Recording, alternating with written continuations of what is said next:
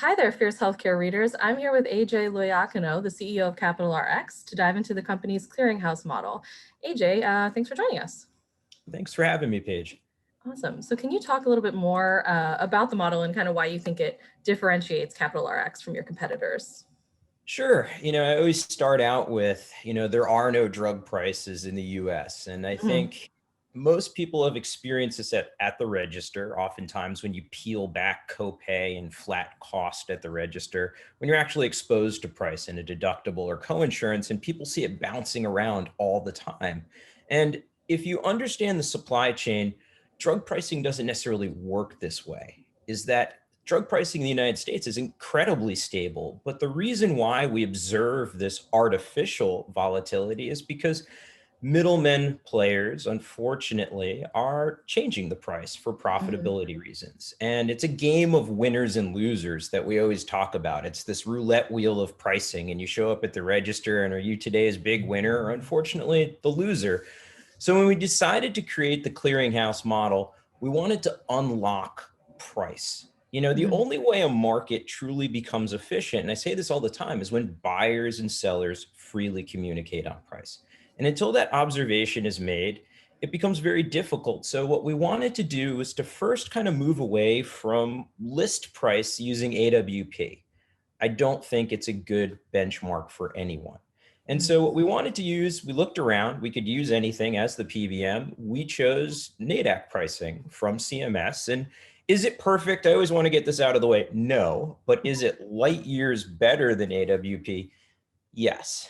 And one of the simple observations of how much better NADAC pricing is to AWP is just we observe looking at generic drug pricing over the last 5 years. If you use AWP, basket of goods, 90% of generic spend, it's inflating approximately 1%. You might be like, well, that's not bad. But if you actually use NADAC and look at acquisition costs, it has gone to the floor. It's 50% deflation. It's the exact opposite. And there's not an employer contract out there, unless you're with Capital RX, that would reflect that savings. Who Mhm. keeps it? It's that winners and losers mechanism. It's spread pricing. And it's just, unfortunately, I think, destroyed the industry.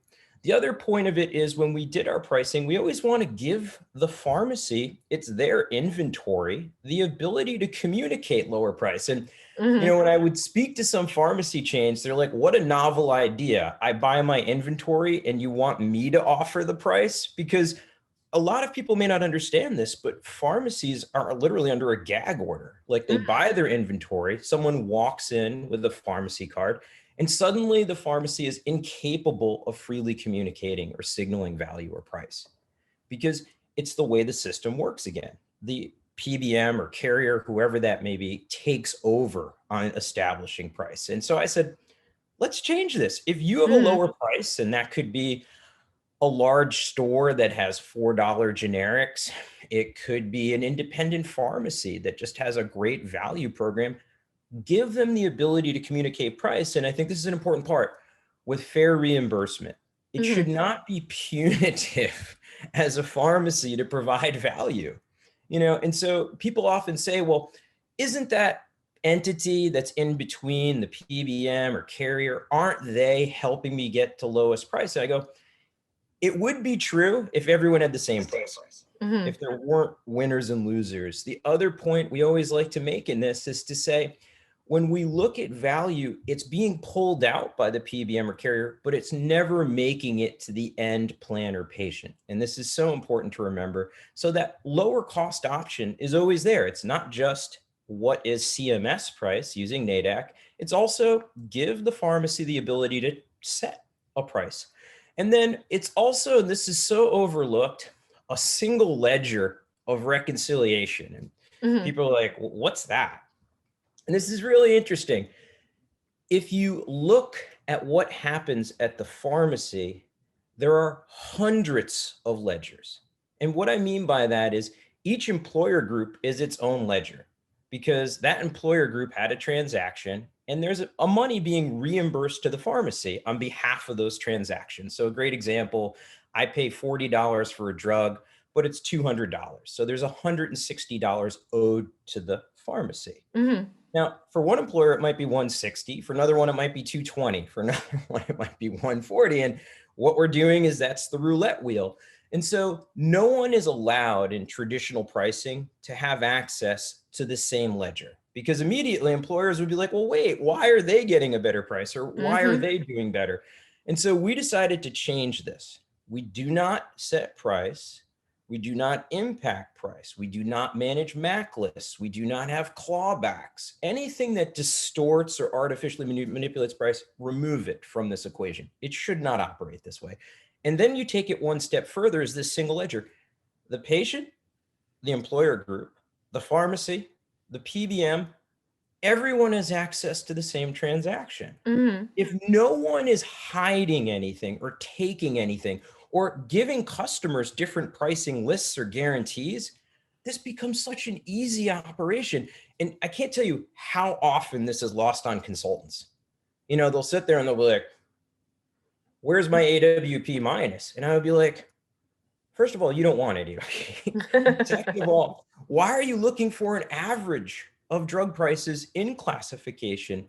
My background is I come from manufacturing, and I often make fun of the situation by saying, when you create a pallet of medication, I don't care if it's generic or brand, there's not someone on the loading dock and saying, today's supplies are single source generics. Hmm. Tomorrow's are multi-source brand. And what is this language that got inserted into the supply chain? It's thievery. It's basically changing classification to move off of different averages that are advantageous to the end PBM or carrier. It should be unit cost. It should be the same for everyone. We should all see the transaction. And this is at the very core of the clearinghouse model. Price transparency is a pretty hot topic in the industry right now, and certainly the critics of approaches like Capital X is taking would say that patients may not be able to fully understand this data when it's presented to them. They may not be able to really apply it. So Yep. why are we giving it to them in the first place? That's a Yep. pretty common refrain in response. I mean, how do you kind of respond to that Yeah. criticism, and why do you think why do you think it's working in your case? Yeah. Well, let's use some basic metrics. I think Hmm. the US consumer is a magnificent shopper. In the Hmm. 21st century, we've become stellar shoppers, even me. And what I point out to this, because people say, there are so many drugs, you can't possibly help the patient. Hmm. Let's stop that shenanigans for a second and just think about this is if you go to an online seller, I don't care if it's a big box store that has an online presence or someone who just specializes in that. They have 75 million plus stock keeping units, SKUs. Hmm. Does not impede my ability, my father's ability, my sister's ability, even my son's ability to go find what they're looking for and Hmm. shop price. But let's take it a step, pull it down more. Let's get, a little more personal. Grocery store has 30,000 on average SKUs, stock keeping units. Okay, I have a shopping list of 20 to 50 things I shop for each week. I feel fully comfortable shopping. I don't care if it's popsicles to poultry. I Hmm. pretty much understand what's a fair price each week. And then let's take it even further. An employer group only has 12,000, 15,000 NDC codes, unique therapies. Okay. The average patient, though, unlike my 20 to 50 item shopping list, has 1 to 3 unique medications each year. Hmm. That's it. I'm pretty confident the US patient consumer can keep track of 1 to 3 things each year.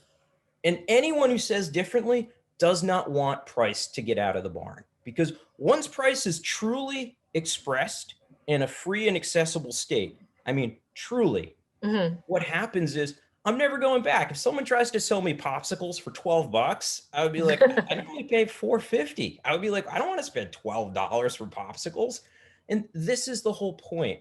The people that say you can't handle it, I completely disagree. Hmm. US shoppers, I think people in general around the world are incredible shoppers. Um, Capital RX has been growing quite rapidly and has secured partnerships with some pretty big names. Walmart comes to mind, for example. What do you think is appealing in the market then that is really drawing these customers to your product?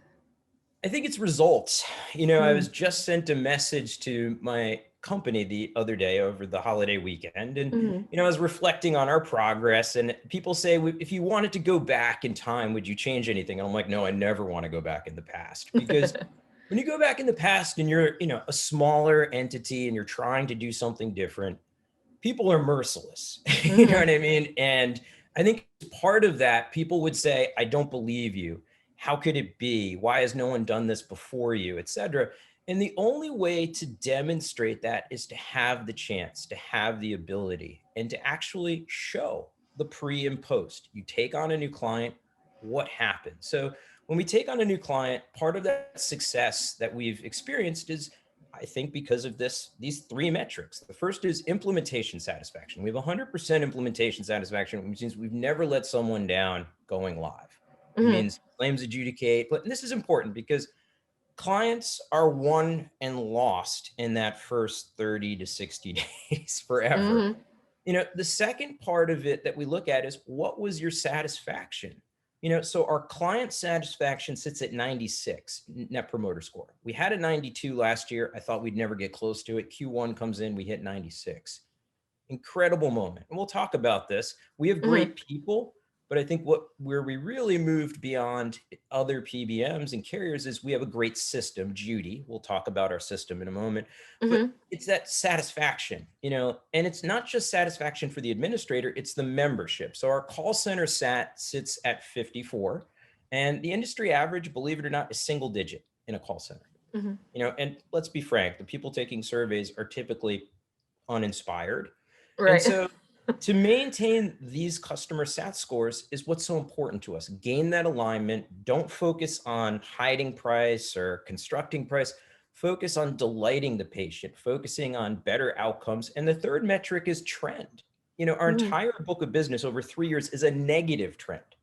Right. That's unheard of. Prices are coming down. And people would be like, well, how is that possible? If you study gross to net, so think about acquisition cost, as we just mentioned, generic drugs as a whole, negative 50%. That's an excellent starting point for, call it, 80 to 90% of your dispenses. Mhm. The second point of it is, if you follow pharma, or if you just have the privilege of reading any article from Adam Fine, he'll tell Yeah. you that gross to net is going down each year Mhm. for pharmaceutical manufacturers. So where's the money going? If you do not take money out of the equation, if the tide is going down in price for the entire industry, brand generic especially, I don't care, gross to net, where did it go?